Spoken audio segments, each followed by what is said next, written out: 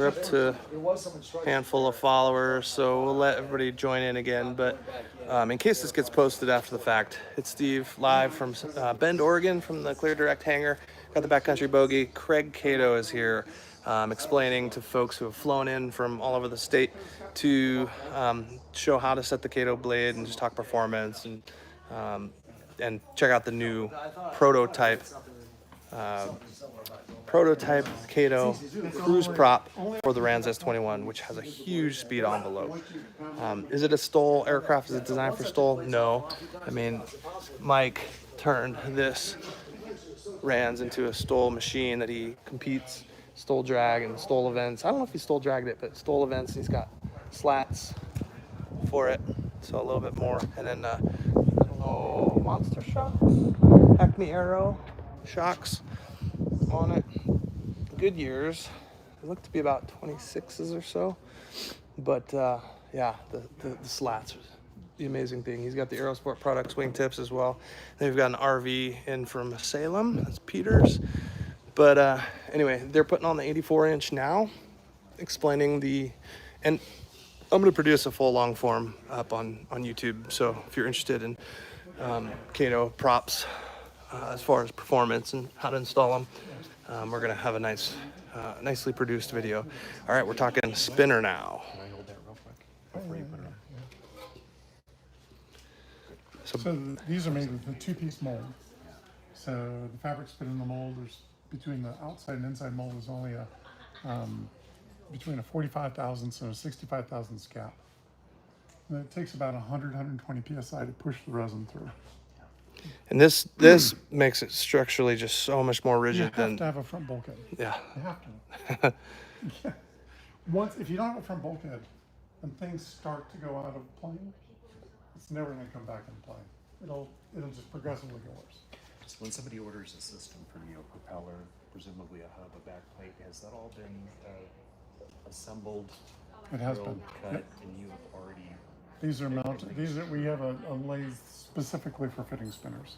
Awesome. Because you have balance bolt in. Not in here. Oh, no, here. You Here have we balance do. bolt. Yeah. So, but you put that balance bolt on at your So shop after. we do.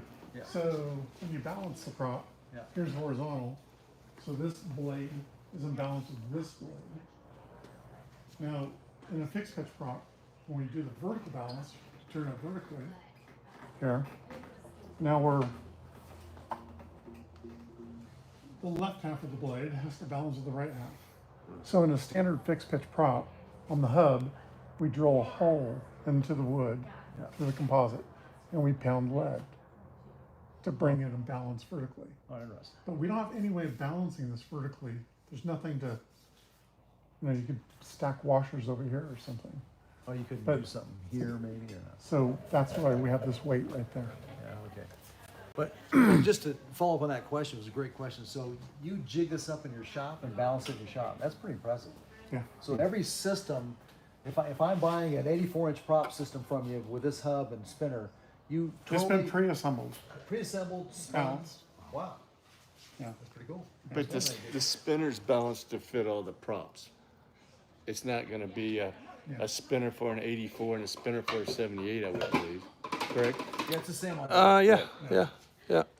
And you don't just to clarify, you don't dynamically balance them; you statically balance them. Statically Yeah. balanced. So when you say spin them, yeah, they rotate them 90 degrees and balance them, but On they the don't. balance, on the static balance. Yeah, spin them at RPM or So anything. once you're done monkeying with it, typically you would Dynamic take balance. it dynamically balanced. Yeah. And they'll just move, a lot of times they'll just move this way, it might just move right to there or something. Yeah. Nice. Cool. All right. Well, we lost the first live, but it looks like people are rejoining, and I'm not seeing the comments in here, and I didn't see any tons of questions. So log them now. We're gonna continue for about 6 more minutes if more questions come in, and we can address the locals' questions as we go. So again, take a look at the cooling mods. I'm gonna rotate this. Mags are off. So this extra little area right here is not typical for these kinds of props, and that does increase high pressure air down into the intakes. And you were working with Cub guys in Alaska and saw THDs decreasing about 40 degrees. 40 degrees. So yeah. that would be, Right, I didn't really believe it, and so we CFD'd that yeah, part of the blade. yeah, And like I said, what we found was when the blade comes out here and does a nice gradual S turn, usually right around here we see a vortex. yeah. And that, so from the vortex in is stagnant. Craig, could So- that actually block just normal airflow rather than, I mean, not thrusted airflow, but could that potentially? We look at what the pressure out, forward of that Yeah. vortex is, but it definitely does block it. All right, so I'm looking. But I'm gonna this hold you to blade it. I is better not- see 40 this- degrees, or I this want my blade money back. is not Sorry. designed to go 145. Yeah, right. This is a stall blade, this is so a stall blade. we should see great acceleration at low speed, near static RPM, and then good takeoff performance numbers, climb performance. But then once you're leveling off in cruise, I'm hoping that it'll still get me up to 135. So the 78 was north of 145 plus. I'm hoping. Steve here is hoping for 135. Will I be disappointed if it's less than that? Well, how much less than that? So obviously we're gonna run this up and do a bunch of testing probably tomorrow on this beautiful 84-inch prop. And yeah, so we've pretty much run through the major things. I haven't. We'll probably just for the long form, edited version on YouTube, get into kind of the failure modes that I saw from the Whirlwind / Hartzell side. But again, we haven't done an analysis. But from your experience, I'm gonna leverage that and ask you a few questions. So stay tuned for an upcoming episode where I'm gonna hold his feet to the fire and test his knowledge, which he could say anything, I'll believe it. But anyway, we're gonna talk the failure modes that a lot of you guys have been seeing, and probably why you're tuning in. So anyway, I think that's gonna kind of cover it. I toured the other S21 mics that's here. Here's the bogey.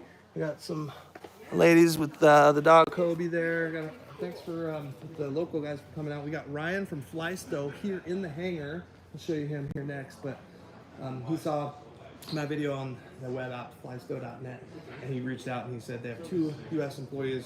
One's here, one's I think East Coast, and he's in Bend, and he came over. So if you have any Flystow questions, quickly get them in here. I'm going to try to get them answered live. So this is Ryan from Flystow. And this is the second live event, so I don't know if there's people that, sorry about that. I don't know how it got cut off. I probably fat fingered something, but anyway. It's twisted more. Yeah. Thanks so much for that software. That's amazing. So What that do one will you do definitely cool particularly down. for Flystow? Yeah, I joined Flystow in January, so I'm kind of building up the market here in the U.S., providing support sales. So that's a great. Okay, so here's the question I want to know. It's free right now. So please keep it free. There'll always be a free drone. Okay. All right. So there. Okay. Is it robust enough to have? That was one thing I was thinking about when I was producing that video. Is it robust enough to have like charter carriers do folklore from? Wow. Absolutely. Yeah, Okay. we that's kind of what we're going after right now. 141's using it for the focus side as well as for debriefing with their students.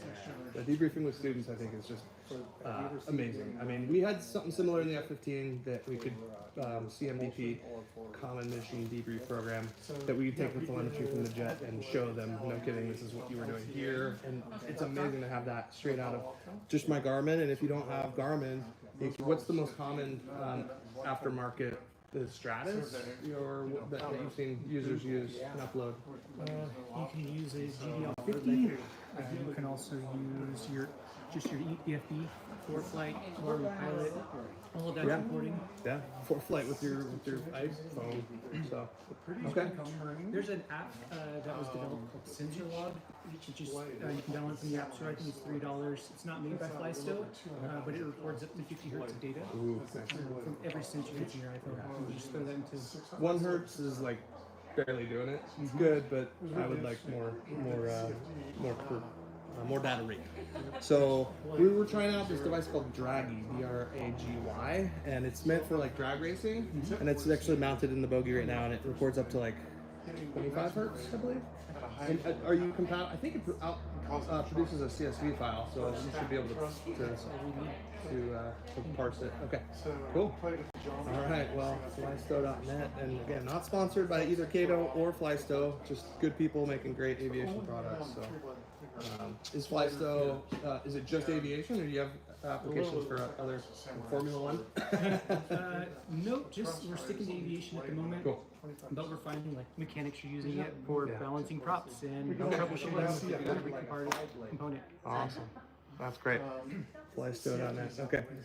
Well, yeah, thanks for coming by, Ryan. I'll pick your brain a little bit more off camera, but if you've got time. But anyway, I'm going to sign off this live. Thanks for joining. Yeah, we're going to continue to poke around and answer some more questions. If anything pops back up, I'll make sure and include it in a long-form episode. That clearly will be multiple episodes produced from this couple days. So thanks to again Ryan, and then to Craig Catto, and then everybody else who came by to meet and greet him. And it's Steve. Until next time, you're cleared direct. All right. How do I end this thing?